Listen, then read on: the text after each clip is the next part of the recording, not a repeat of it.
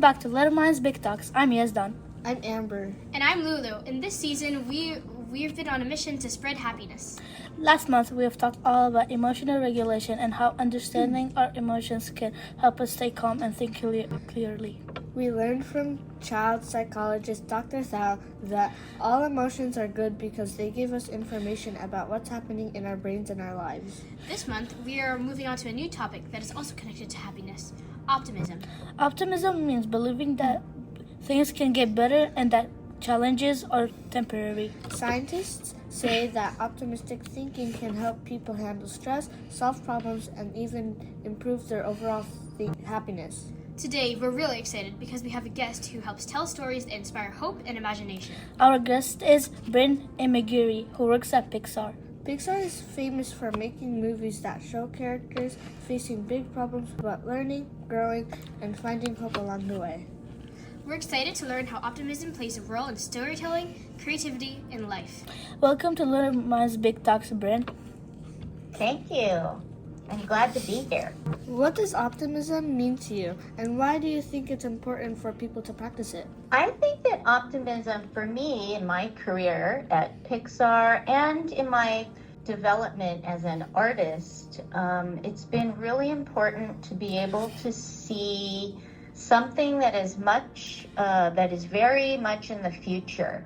And that always gives me a really nice connection to something that I want to happen, and it's like a goal for me.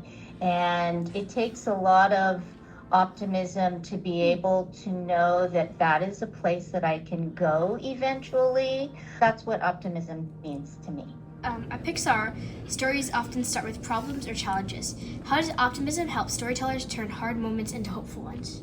I think it gives them strength, and it gives them trust in the idea that you can make your life go in a certain way, or you can make the story go in a certain way just by having an idea that things will be okay and that they will be good in the end, even though it's hard to go through that process during the time that you're going through it.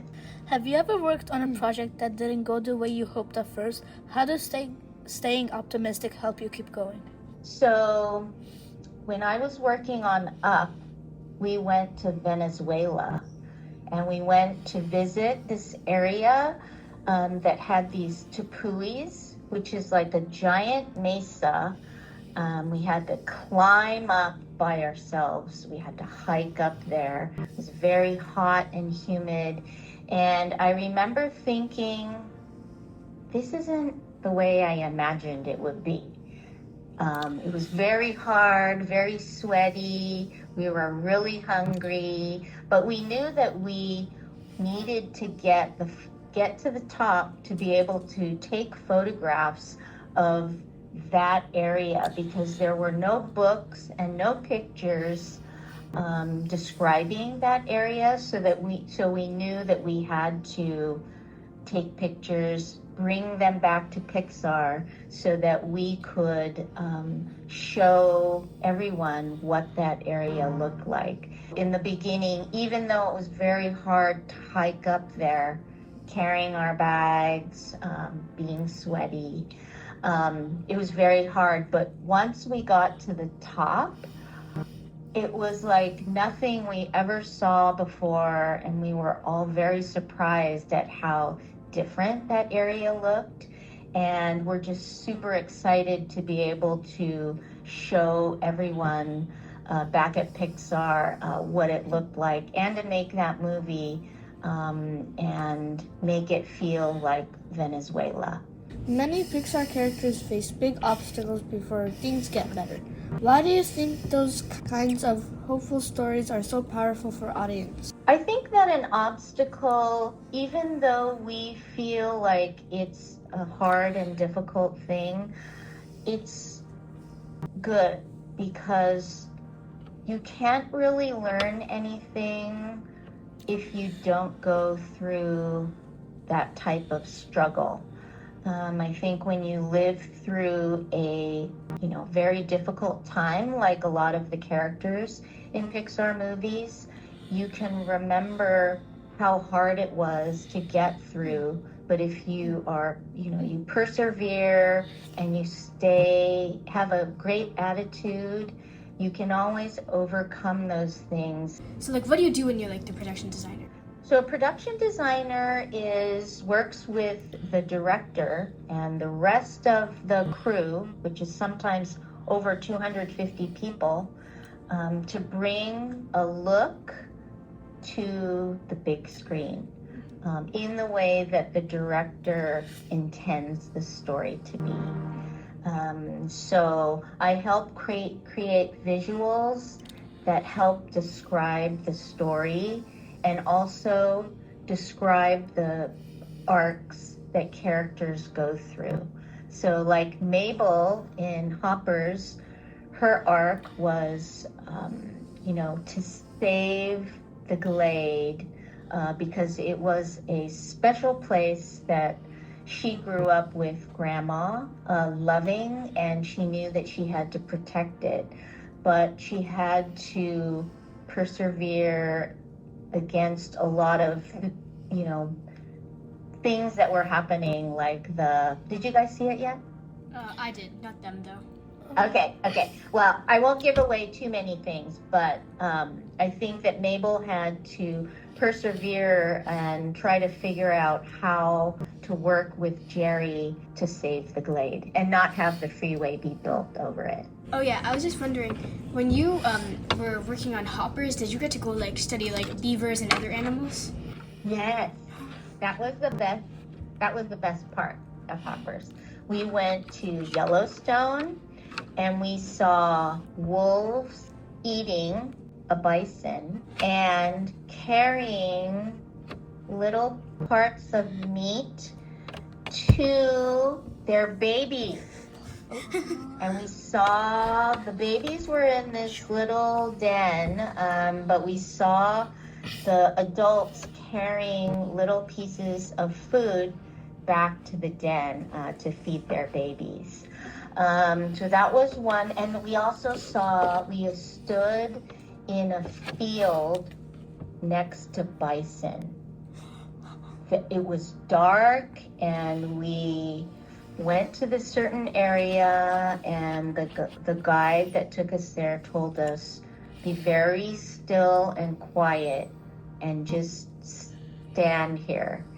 And it was dark, we couldn't see anything, and it started to get light, and we realized that we're amongst, it was at least 60 bison.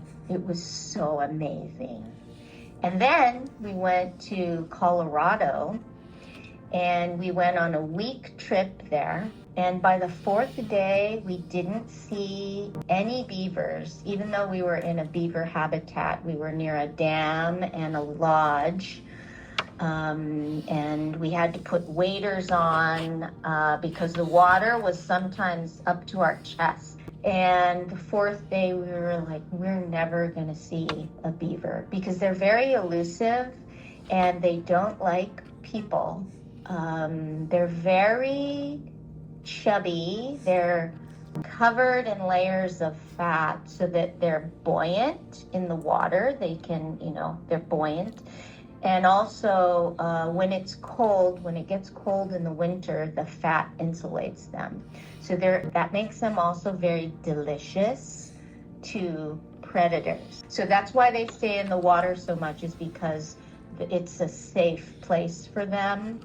And most animals can't swim as fast as them. So after the fourth day, it was raining and we were at this pond, very calm pond, and the water droplets were, on the water, and it was leaving all these little ringlets of really pretty design. And all of a sudden, we saw a beaver swimming in the water, and it was so amazing. We had to stay really still. We were kind of hiding behind these grasses, and it swam actually towards us, and it saw us, I think, and it turned around and slapped its tail on the water, which is a signal to us that to stay away.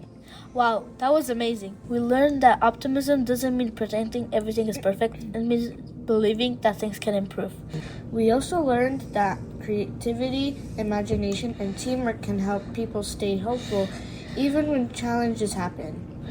Thank you so much for joining us today, Bryn, and for helping us understand how optimism can shape the stories we tell in the way we see the world. Next, we'll continue our happiness project as we interview the host of BBC's The Happy Pod. They interviewed us, and now it's our turn to interview them.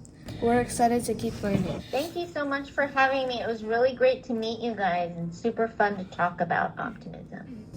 Thanks for listening, and remember, little hearts can make a big difference. So spread kindness, stay curious, and strive to make the world a better place. One conversation at a time. Bye!